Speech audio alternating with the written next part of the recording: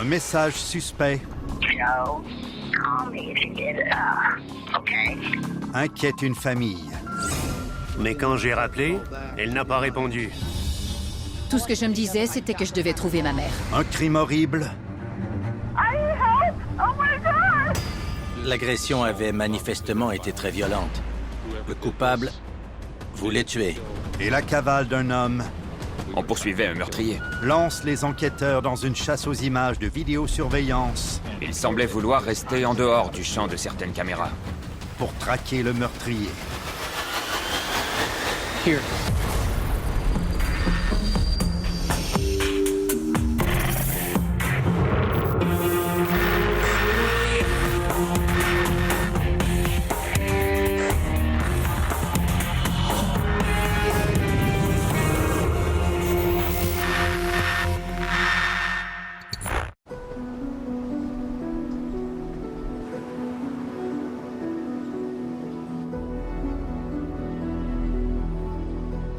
Joe? Oh, there you are.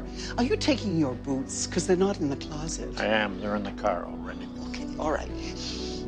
Shirley et Joe Shell sont mariés depuis 45 ans. Shirley et moi, on s'est connus au secondaire. On a commencé à se fréquenter vers la fin du secondaire. On a fait le collège pré-universitaire ensemble. C'était une bonne chrétienne. Elle aimait Dieu. Must have that. Yeah. Je n'aurais pas pu trouver une meilleure femme. Joe et Shirley ont 3 enfants adultes et 2 petits-enfants. Elle était si bonne, aimante et altruiste. Si vous parlez à mon frère, ma sœur et même à mon père, c'est ce mot qu'ils utiliseront pour la décrire. Joe passe beaucoup de temps sur la route. Il est cadre supérieur pour une compagnie agricole basée à près de 500 km de chez lui, à Amarillo. Parfois, je partais le jour même à 5 heures du matin. Mais cette fois, je suis parti la veille. I'll call you when I get there. Comme mon père voyageait beaucoup, je passais beaucoup de temps à aider ma mère à la maison. Je l'aidais à s'occuper de ma grand-mère. La mère de Shirley, Pearl, a 95 ans et est presque aveugle. Elle a besoin de soins à temps plein. Elle pouvait distinguer les formes, les images pâles et foncées, les couleurs, mais je crois que c'était difficile pour elle de voir les détails.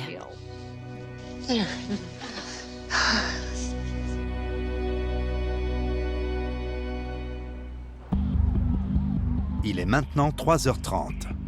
Joe est arrivé à Amarillo. Il passe le reste de la nuit dans un motel afin d'être prêt pour une réunion prévue tôt le matin. J'ai vu que Shirley m'avait appelé. C'était très étrange, surtout à cette heure. Je crois qu'elle ne m'avait jamais appelé si tard. Elle avait laissé un message. 2:25 a.m. My daughter may know the PIN number. I can go over and see. Joe, call me if you get it. Okay? J'ai cru qu'il y avait peut-être un problème avec sa mère. Mais quand j'ai rappelé, elle n'a pas répondu. Alors, j'ai appelé Cindy chez elle.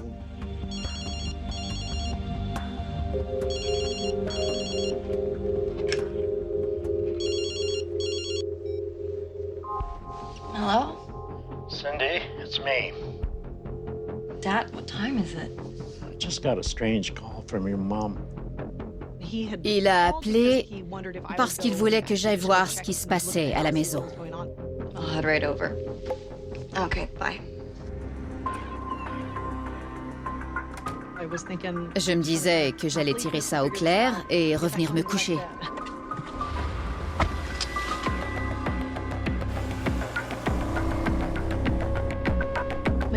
Ça n'a pas dû me prendre plus de 5 minutes pour me rendre là-bas. J'essayais encore de comprendre ce qui aurait pu arriver. Il est 4 heures. La maison semblait normale. Toutes les lumières qui sont habituellement allumées l'étaient. Bien sûr, j'avais une clé. J'ai d'abord pensé à aller voir dans la chambre de ma grand-mère. Les draps étaient repoussés comme si quelqu'un était sorti du lit. Mais rien ne semblait avoir été déplacé. Je suis restée là un instant. J'essayais de reconstituer les pièces du puzzle. Cindy? Puis j'ai entendu ma grand-mère. Grandma? What are you doing down here? What happened? Ken. Where's Mom? Elle a dit qu'il avait emmené ma mère. Okay, okay. I'm gonna go find Mom, okay? You just stay here. I'll be right back. Tout ce que je me disais, c'était que je devais trouver ma mère.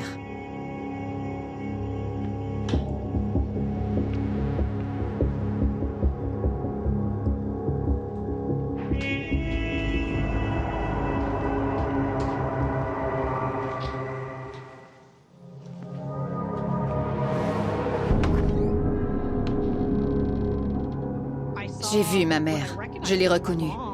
Mom? Elle semblait faire une sieste. Quand j'ai allumé, Mom? j'ai vu que ma mère était pelotonnée sur le côté, couchée sur le lit.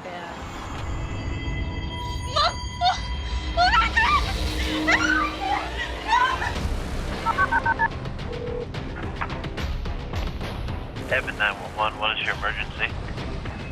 Mom, I need help. What apartment are you in? Oh my God! I'm 4115 with the drive. Oh my God! Someone killed my mom. My mother is dead. Someone has broken in, and my mother is dead. They've killed her. On sent une douleur s'emparer de notre âme dans un moment comme celui-là. C'est le néant complet. Il se crée un vide dans notre âme.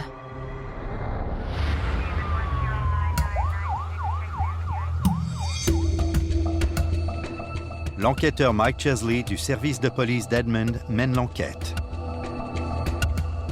Ma priorité dès le départ, c'était de m'assurer que la scène soit bouclée, que tout reste en place et qu'on parle à tous les témoins. Quand je suis entré dans les appartements de Pearl, j'ai vu un portefeuille laissé ouvert sur la table. J'ai aussi remarqué un pot de bonbons en plastique transparent sur la table. Une partie du rebord du couvercle était brisée. Quelqu'un a volé de la petite monnaie dans le pot de plastique et 2 cartes de crédit. Mais étrangement, peu d'autres objets ont disparu. La police veut parler au seul membre de la famille qui était dans la maison au moment du meurtre. Hi, ma'am. I'm Mike Chesley with Edmond PD. I'm going to ask you a few questions, okay? Pearl avait 95 ans. Comme elle ne pouvait pas voir, ses souvenirs des événements étaient embrouillés. Is there any details you can tell me about what happened? There was a lot of commotion. Elle a entendu quelqu'un entrer dans la maison. Elle a entendu une voix calme et grave s'adresser à Shirley, lui parlant d'argent. Elle n'a pas entendu Shirley crier du tout, mais elle a entendu le suspect dire « Tu viens avec moi ». Alors que des policiers mettent Pearl en sécurité, les enquêteurs se rendent sur la scène de crime. Quand j'ai regardé dans la chambre de Shirley, j'ai vu qu'elle avait plusieurs blessures à la tête et au cou. Il y avait beaucoup de sang. L'agression avait manifestement été très violente. Le coupable voulait la tuer. Il n'y avait pas de traces évidentes de lutte. Il n'y avait pas de pistolet ou de couteau qui traînait. On avait peu d'éléments pour lancer l'enquête. Les policiers sondent le secteur à la recherche de témoins. On a appris que les voisins avaient entendu du bruit et qu'ils avaient vu un véhicule garé devant la résidence. Ils ont donné une description vague. C'était probablement une voiture à 4 portes, Bourgogne. Les enquêteurs suivent l'activité des 2 cartes de crédit volées dans le sac à main de Shirley. Ils lancent un avis de recherche pour un véhicule Bourgogne près de la scène de crime.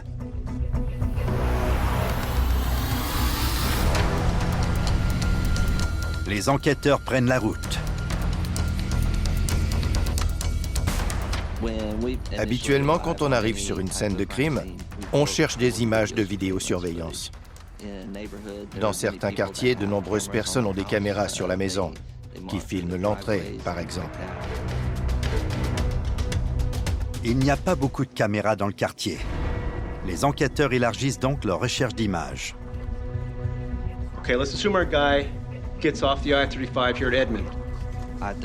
L'autoroute 35 traverse le territoire d'Edmond, du nord au sud. Le quartier des Shell était situé à l'ouest. On croyait que le meurtrier avait pu sortir de l'autoroute pour aller faire le plein et se retrouver dans le quartier. He makes his way across 15th to the Shell residence on Wendell.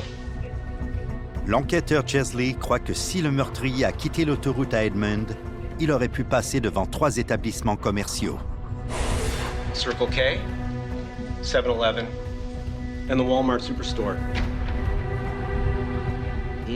Tous les commerces situés dans ce secteur et qui avaient des images de vidéosurveillance étaient importants pour nous. Les enquêteurs se rendent à la sortie de l'autoroute 35, située à moins de 800 mètres de la scène de crime. Ils ne trouvent rien au 7-Eleven et au Circle K. Alors les enquêteurs traversent la rue et se rendent au Walmart.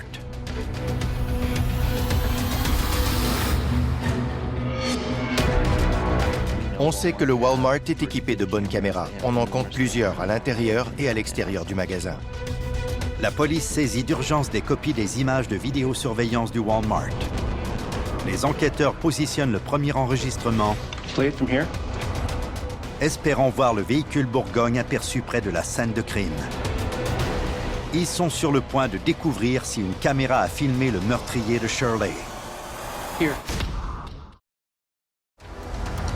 À Edmond, en Oklahoma, les enquêteurs cherchent un véhicule Bourgogne sur les images de sécurité du Walmart. Elle pourrait les mener au meurtrier de Shirley Shell.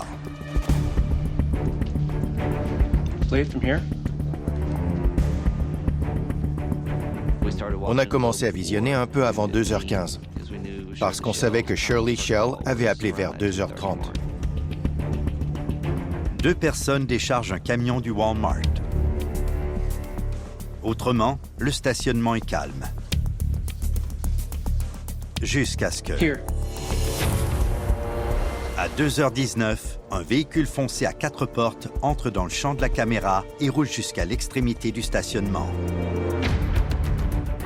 Environ 3 minutes plus tard, on a vu le véhicule réapparaître et contourner le grand camion de Walmart garé dans le stationnement. Il est ensuite encore ressorti de l'image.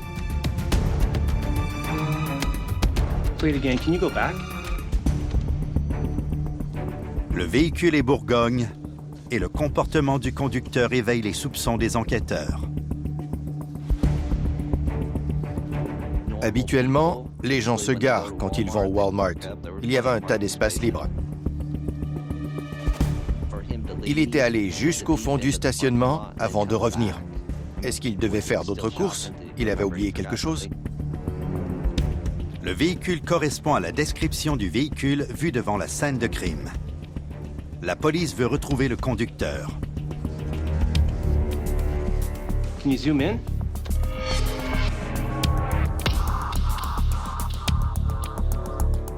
Mais le véhicule est trop loin et l'image trop granuleuse pour voir la plaque d'immatriculation. Yeah, okay. Carry on.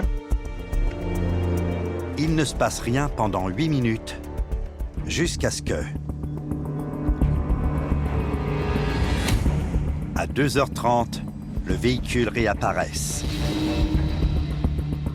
So wait, the driver's out of video surveillance between 2:22 and 2:30. Correct. Les enquêteurs sont convaincus que pendant ces 8 minutes, le conducteur aurait pu se rendre chez Shirley, la tuer et revenir dans le stationnement. Back it up. Can you zoom in? Ils n'arrivent toujours pas à lire la plaque d'immatriculation. Ils poursuivent donc le visionnement. Puis, 6 minutes plus tard, le même véhicule foncé revient encore une fois. It's gonna park. Back it up. C'est l'image la plus nette jusqu'à présent. Les enquêteurs espèrent entrevoir leur suspect pour la première fois. On avait l'impression que quelqu'un allait sortir. Go in tight. What's he doing? Il touchait au siège, il l'avançait et le reculait, il faisait quelque chose sur le siège passager. Come on, come on. Mais le conducteur ne sort pas. Ils poursuivent le visionnement, scrutant l'écran à la recherche du moindre mouvement. 6 ou 7 minutes plus tard, vers 2h43, on a vu un employé du Walmart qui ramassait des paniers s'avancer vers cette voiture. Tout à coup, le véhicule recule et disparaît. Est-ce que c'était parce qu'il ne voulait pas être vu ou parce qu'il ne voulait pas qu'on relève son numéro de plaque? Souhaitant désespérément identifier le véhicule, les enquêteurs passent aux images d'une deuxième caméra qui couvre l'extrémité du stationnement du Walmart. Okay, play it back from here. Ils positionnent l'enregistrement peu avant 2h19 quand ils ont vu la voiture arriver sur la première caméra. That's him. Les enquêteurs voient le véhicule traverser le stationnement et disparaître.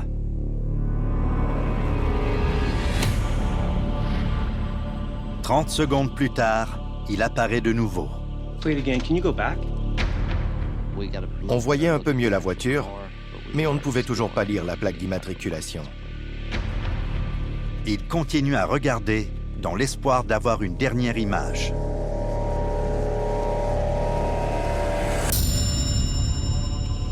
Cette fois, la voiture passe juste devant la caméra.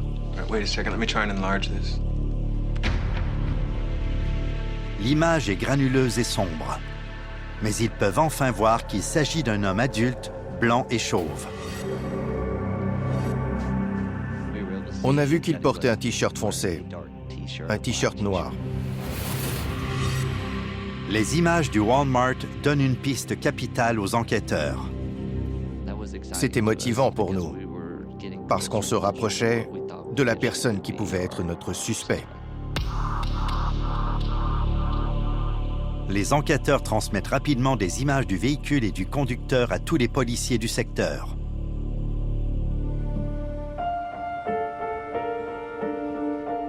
Dans la résidence familiale des Shell, les filles de Shirley se réunissent pour réconforter leur père. J'ai senti le besoin d'être là le plus vite possible. Cindy me répétait qu'elle ne comprenait pas. Elle ne comprenait pas pourquoi. On était tous un peu paralysés et incrédules. Je n'avais pas encore pu voir mon épouse à ce moment. C'était très bouleversant.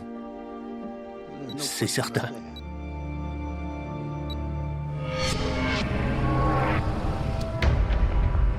Huit jours après le meurtre de Shirley Shell, la police cherche toujours le véhicule Bourgogne à 4 portes et le conducteur filmé par les caméras de surveillance du Walmart.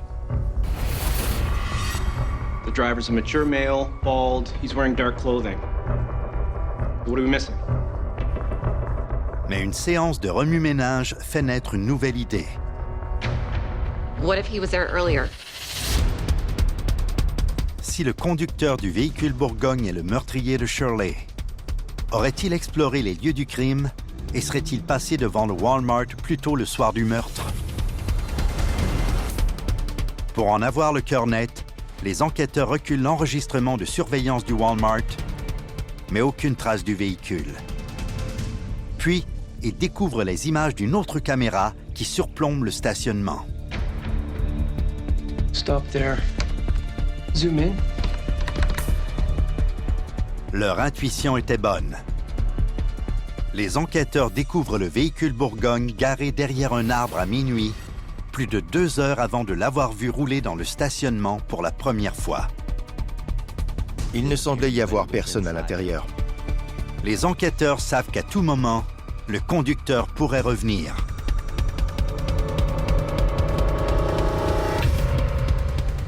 C'est l'instant qu'ils attendaient. Leur chance d'enfin voir le visage du meurtrier de Shirley. Stop. 8 jours après le meurtre de Shirley Shell, les enquêteurs du service de police d'Edmond tentent désespérément d'identifier le conducteur d'un véhicule Bourgogne à 4 portes.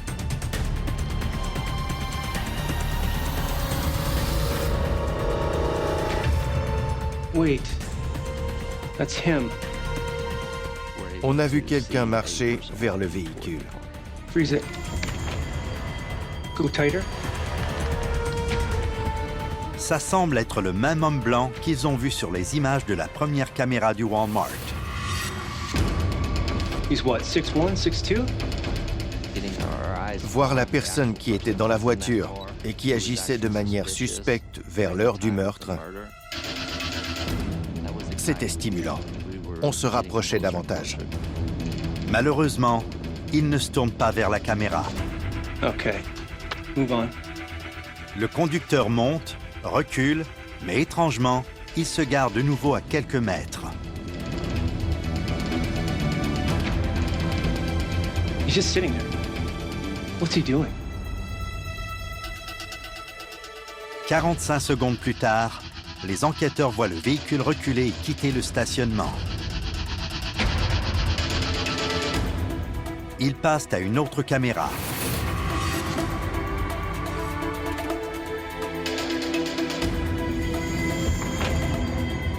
The Walmart store's at the bottom of the screen, right? Yeah. So this guy's walking to his vehicle from the Walmart.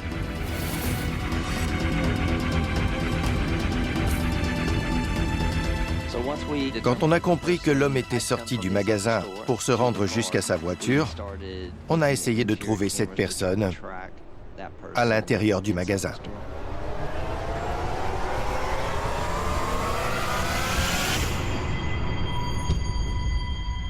Le conducteur du véhicule Bourgogne, le suspect numéro 1 du meurtre de Shirley Shell, se tient à l'entrée principale, dos à la caméra. Come on. Finalement, il se retourne. Enfin, les enquêteurs peuvent voir son visage. Mais ils remarquent aussi un autre détail. L'homme a un porte-nom du magasin. Leur suspect est un employé du Walmart. Les enquêteurs se précipitent au magasin pour le trouver.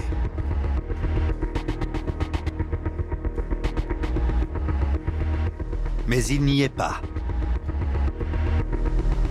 Do you recognize this guy? Le gérant du magasin affirme qu'il s'agit de Harold Warner, 47 ans. Les enquêteurs le font venir pour l'interroger. There was a couple in the store shopping. We get a lot of shoplifters. La police l'interroge sur son comportement étrange dans le stationnement la nuit du meurtre de Shirley. Il a dit qu'il surveillait des gens qui semblaient préparer un mauvais coup. So I left the store, got in my car and followed them. Il cherchait à lire la plaque d'immatriculation et à surveiller ces autres personnes qui semblaient suspectes. Le gérant du magasin Walmart confirme son histoire. All right. Thanks for your time. Harold Warner est rayé de la liste des suspects. Les enquêteurs sont de retour à la case départ.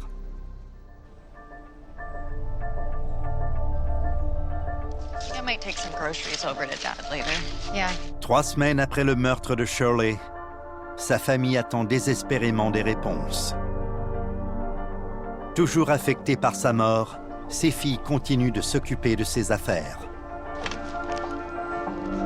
Cindy et moi, on avait une petite routine. Tous les jours, on allait chercher le courrier, on regardait les nouvelles factures et on s'assurait qu'elles soient payées à temps. Everything okay? It's a Visa credit card. I didn't even know Mom had a credit card of her own.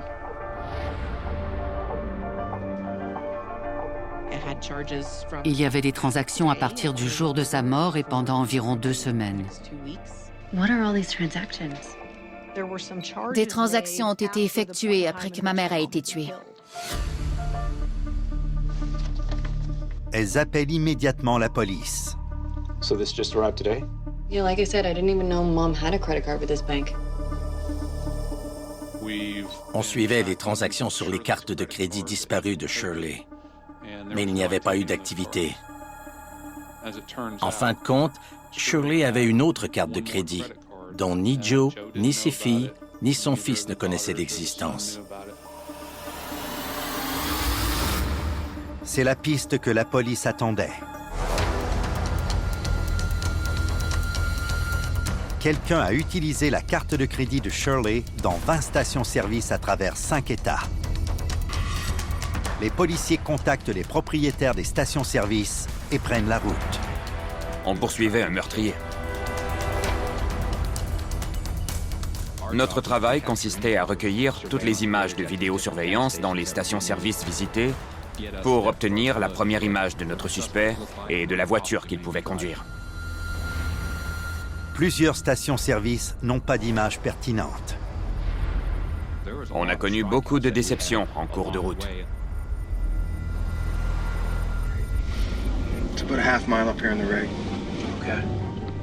Après avoir parcouru près de 1300 km, les enquêteurs arrivent finalement en Indiana. Ils visitent une 12e station-service, Marathon Oil, à Cloverdale. Ils ont de la chance. Le propriétaire confirme que quelqu'un a utilisé la carte de crédit de Shirley pour payer de l'essence le 29 juin, 3 semaines après son meurtre. Et il possède des images de vidéosurveillance. All right, let's take a look at that. Enfin, les enquêteurs progressent. Ils vont bientôt voir le meurtrier de Shirley en face. Stop. Les policiers qui enquêtent sur le meurtre de Shirley Shell positionnent les images de vidéosurveillance d'une station-service un peu avant 6h41 le 29 juin, alors que sa carte a été utilisée à la pompe numéro 3.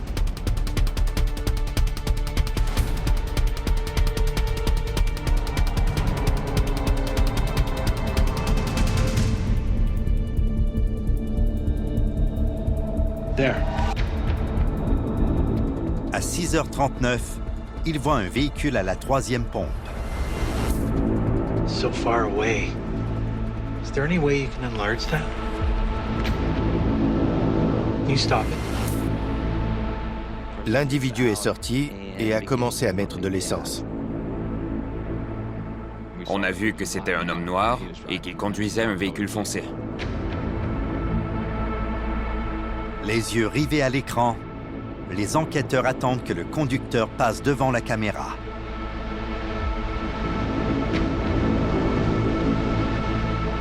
J'espérais que le suspect entrerait dans le magasin et ferait un achat. Malheureusement, il ne l'a pas fait. Le conducteur paie plutôt à la pompe avec une carte de crédit. On a pu confirmer, d'après la date et l'heure, que c'était bien la carte de crédit de Shirley Shell qui avait été utilisée.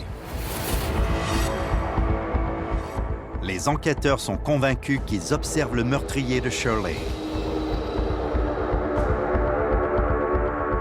Enfin, à ce moment, on a su qu'on l'avait trouvé.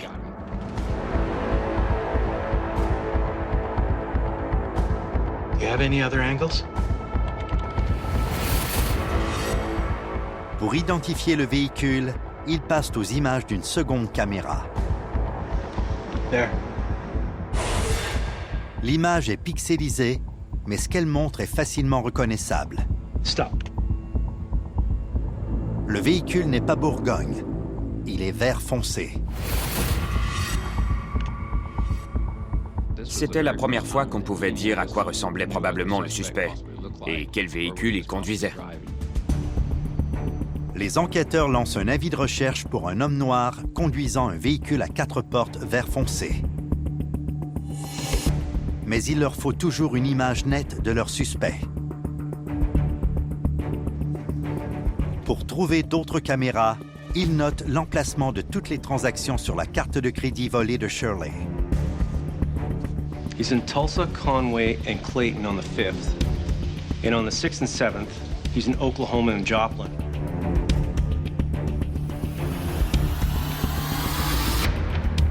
This is a toll road, right? If he used it, then he'll have to pass through one of the toll booths. Toll booths have cameras. Les enquêteurs communiquent immédiatement avec l'exploitant des postes de péage et demandent des copies de ces images de vidéosurveillance.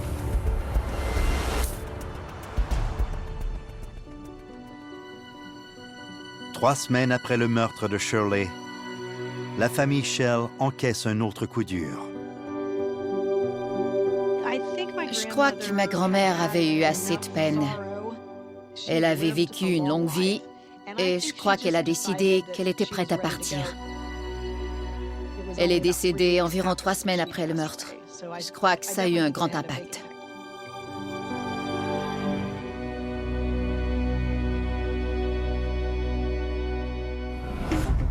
Au service de police d'Edmond, les enquêteurs ont reçu les images des responsables de l'autoroute à péage. La qualité est bonne, mais il y a 10 voies à regarder. L'enquêteur Wise a passé des heures à regarder les voies 1 à 9, à la recherche de l'homme noir conduisant la petite voiture foncée à 4 portes. Il regarde les véhicules passer les uns après les autres au poste de péage. Aucun ne correspond à la description du véhicule du suspect. Une fois arrivé à la voie 10... Here.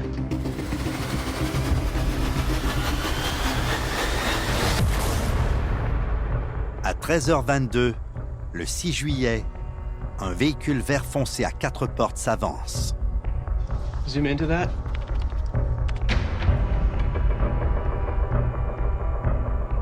Rewind. Okay, freeze it. On voyait que c'était un conducteur noir et qu'il portait une chemise rayée. Le conducteur paie comptant. Les enquêteurs sont certains qu'il s'agit du tueur de Shirley, mais il n'y a pas de plaque d'immatriculation à l'avant de son véhicule.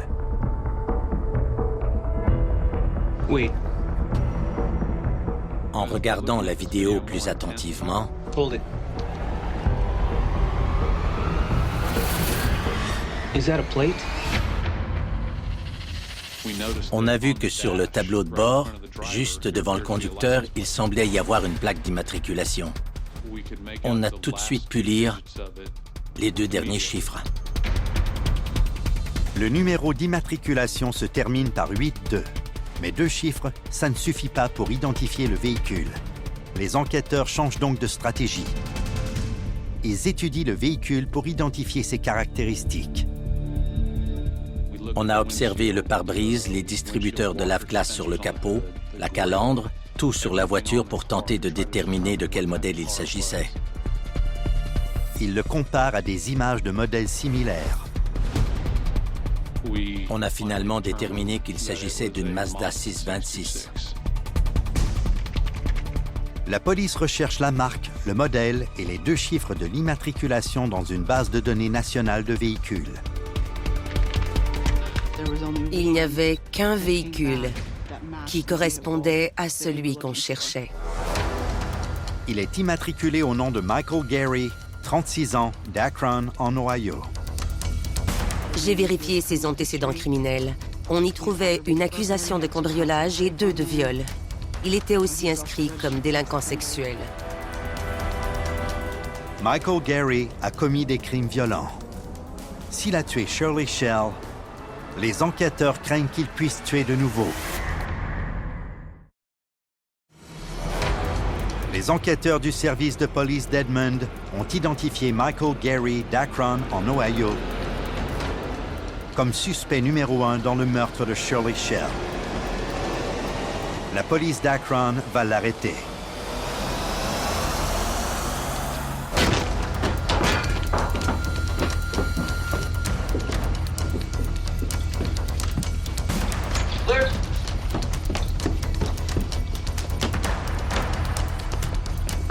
Monsieur Gary était là, mais il s'est enfui par la porte arrière.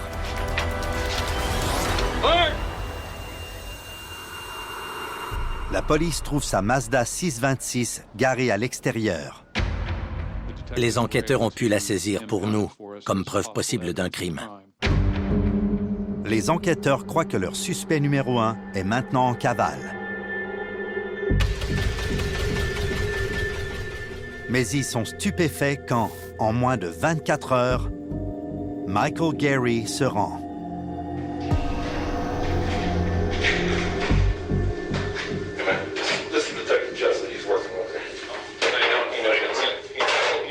Michael Gary croit que la police a fait une descente chez lui parce qu'il n'a pas mis à jour son inscription comme délinquant sexuel. And now, we just need to know, do you know more about how that card came out of her possession and into yours? Well, that's what we want to talk about. I can't, how am I talk about something that I don't know about? I'm not going to tell you exactly where it happened. You know where Edmund is? Do you know where Edmund is? How do I get there? Do I know to get there? No. I've been there once. Michael Gary admet enfin avoir utilisé la carte volée de Shirley. Mais il nie l'avoir tuée. Il a inventé une histoire. Il a dit qu'il avait reçu la carte de crédit lors d'une fête. Un homme avec des tresses rasta et une cicatrice au visage la lui aurait donnée. Je ne le croyais pas. La police accuse Michael Gary de fraude. Mais pour l'accuser de meurtre, il lui faut plus de preuves. Les enquêteurs rapportent son véhicule à Edmund, où chaque centimètre est scruté à la loupe. On a fouillé chaque centimètre carré de ce véhicule, à l'intérieur comme à l'extérieur. On a même enlevé les sièges et les ceintures de sécurité. On a tout vérifié et on a recueilli tout ce qu'on pouvait recueillir pour trouver des empreintes ou de l'ADN. Quand on est arrivé à la console centrale, là où se trouve l'accoudoir, il y avait une boule de pièces de monnaie collante.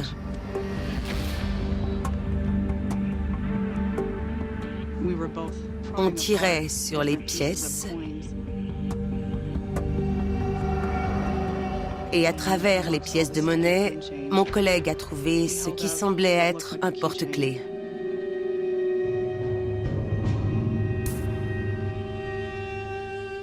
On n'arrivait pas à croire ce qu'on avait trouvé. Gravé sur le porte-clés, il y avait le nom du mari de Shirley Shell. Joe Shell. Un groupe de personnes qui travaillaient pour moi m'avait donné un porte-clés gravé à mon nom. Pour une raison quelconque, je l'ai jeté dans le pot de monnaie.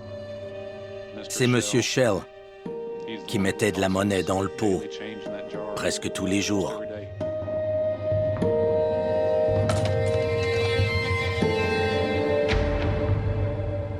Face à toutes les preuves, le porte-clés, les transactions de cartes de crédit et les images de vidéosurveillance, Michael Gary admet finalement avoir tué Shirley Shell. Et ses aveux sont filmés. I just took her in the bedroom, told her to get down. She said, "Oh, don't hurt me." And I was thinking about it, I'm not going to hurt you. And from the time she said that, I also carried a knife, go look fishing. I also carried it, and just pulled that out, and not even thinking about it, just cut her. L'enquêteur Chesley peut maintenant reconstituer le fil des événements du soir du meurtre. Il avait besoin d'argent pour rentrer en Ohio. Il s'est perdu en chemin. Il s'est retrouvé dans le quartier des Shell. Il a vu de la lumière dans la maison.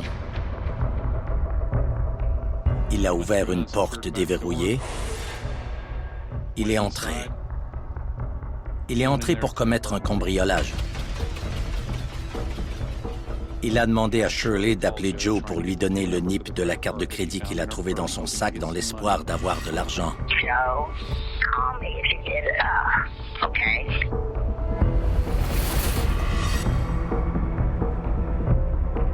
Il a compris que ça n'allait pas se produire.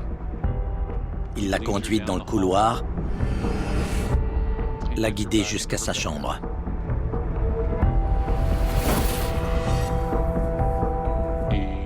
Il l'a poignardée, lui a tranché la gorge et l'a laissée là.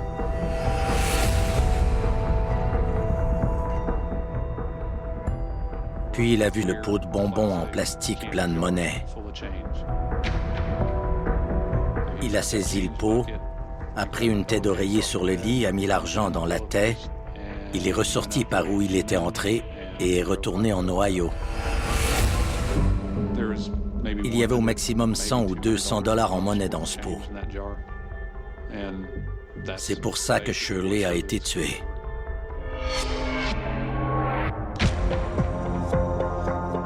Le 2 juin 2008, Michael Gary est condamné à l'emprisonnement à perpétuité sans possibilité de libération conditionnelle, plus 40 ans pour le meurtre au premier degré de Shirley Shell.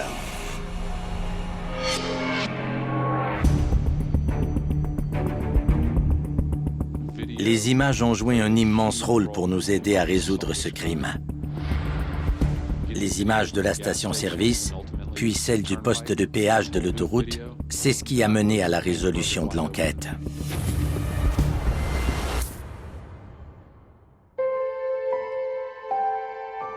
Le plus triste dans le meurtre de ma femme, c'est que je ne peux pas être avec elle.